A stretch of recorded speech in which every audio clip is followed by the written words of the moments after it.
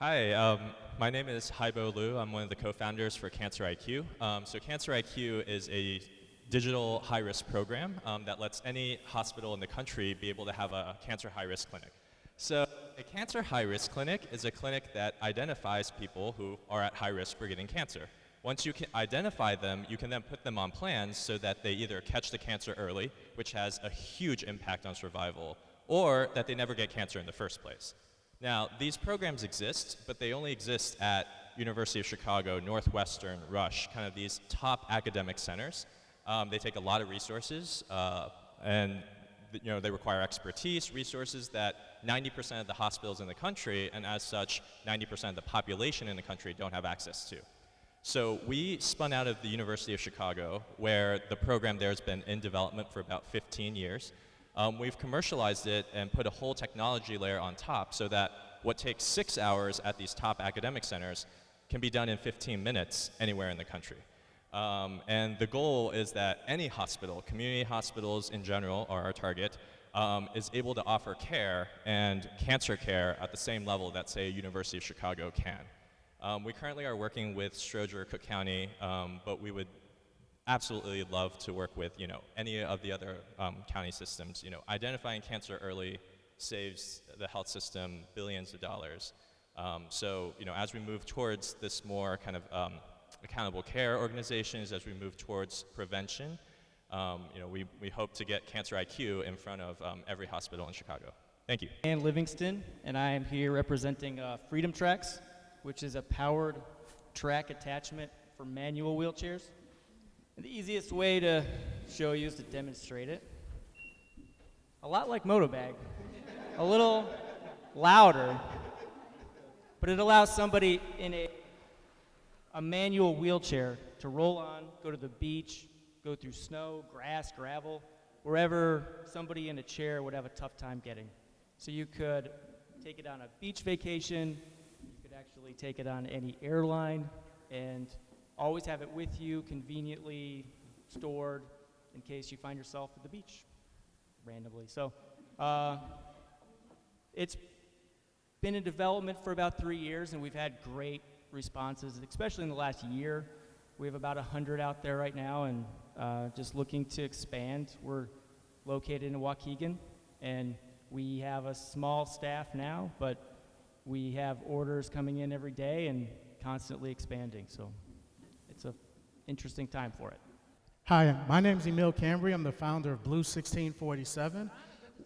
Yes, we're a network of technology and entrepreneurship centers. We're focused in underserved communities, but we want to provide the same sizzle that you get in downtown River North area. So we're part co-working space, part digital vocational school, and part business accelerator. We've worked with about 17,000 students. Now we're in over 9 cities. We're part of the White House Tech Hire Initiative, which is all about bringing an apprenticeship model to the software development space. We're Department of Labor certified when it comes to our actual training process as well, which has allowed us to grow in so many different ways. So as far as kind of our innovation that I feel like we were a part of is really bringing the same great development and instructional process around technology, bringing it at the community level and making it accessible so that more people feel like they can be a part of this process. So hopefully the goal is a couple years from now, some folks from our space will be in this room representing and telling them about the work that we've kind of started. So we started off as a nonprofit. Now we're doing some things in the for-profit world and doing a couple different social enterprises, but one of the ones that we're developing right now is around cybersecurity and really going into different neighborhoods that are very at risk and really providing them an opportunity to be able to protect our government, protect our organizations, and our businesses as well. So as far as some of the things that we would love to do is talk about how we can bring this apprenticeship model in cybersecurity at the county level, especially for our most troubled neighborhoods. And as you know, we work as hard as we possibly can to give people opportunity, and we've had some great success stories that have been able to continue to push that narrative. My name is Brian Hill, and I'm the founder of Dovo. At Dovo, we bring technology and education and vocational training into jails and prisons across the country. So our focus is, my dad taught in prison when I was growing up, and it's something that is near to my heart. He taught in a classroom of 20, and 2.25 million people sit around and primarily watch daytime television in our prisons and jails. we're going to change that, and we're now in more than 15 states across the country in multiple facilities, reaching tens of thousands every day.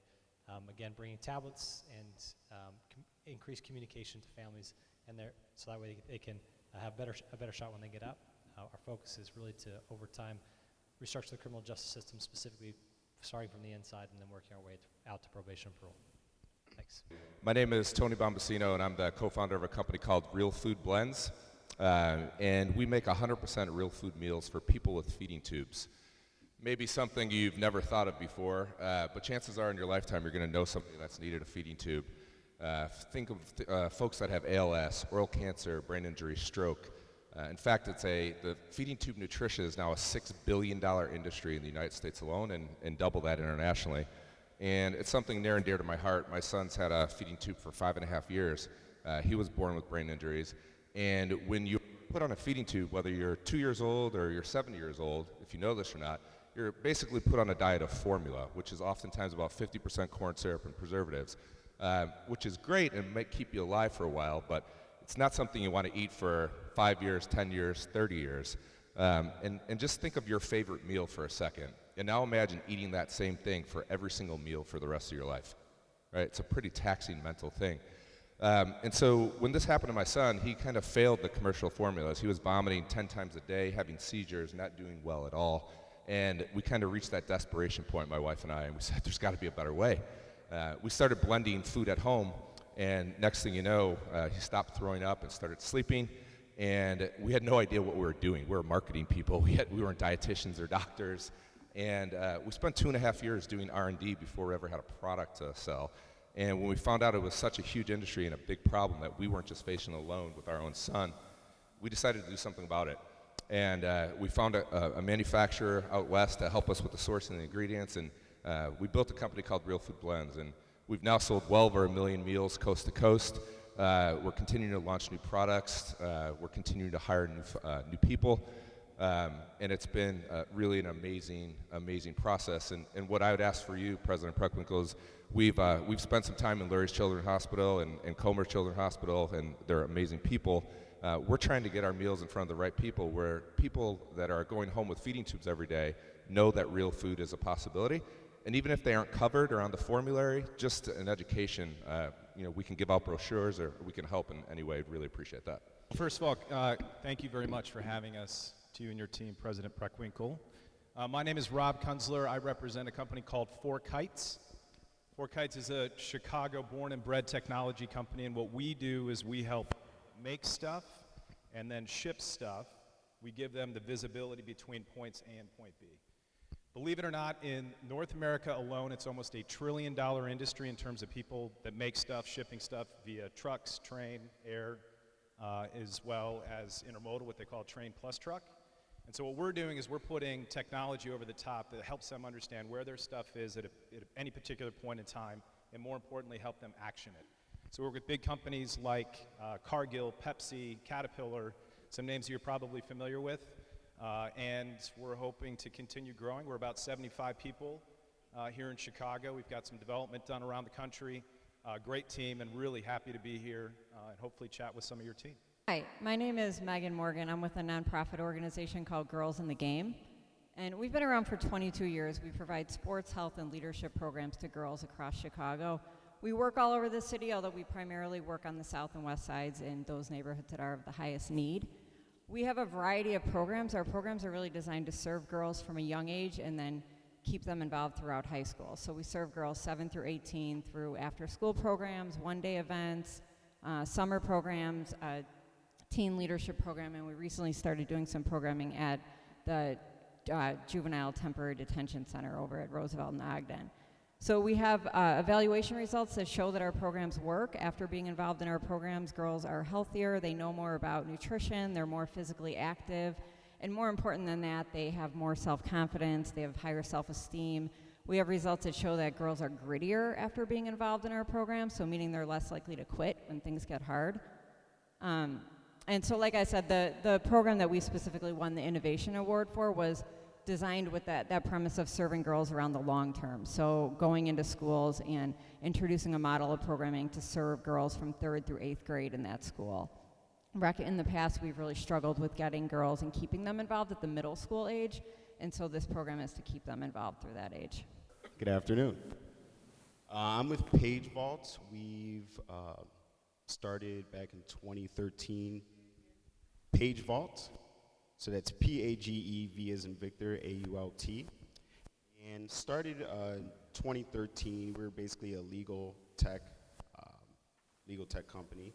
And we primarily work with law firms, insurance companies, some law enforcement throughout the country. And I want to give an analogy. It's kind of like when you have physical evidence, a broken glass in a crime scene. You're really not going to pick it up and take it back to your desk. It's really for law enforcement to handle that. So what we do, that on the internet side, say if someone incriminates themselves on Facebook, say they, workers' comp, they injure themselves, and they start to receive workers' comp. But on Facebook, there's a video of them skiing. Obviously they're not injured. So anybody can hit print and manually print it out, but opposing counsel and judges are saying, well, how do we know you didn't doctor that output or, use Photoshop? So we authenticate that and make it defensible.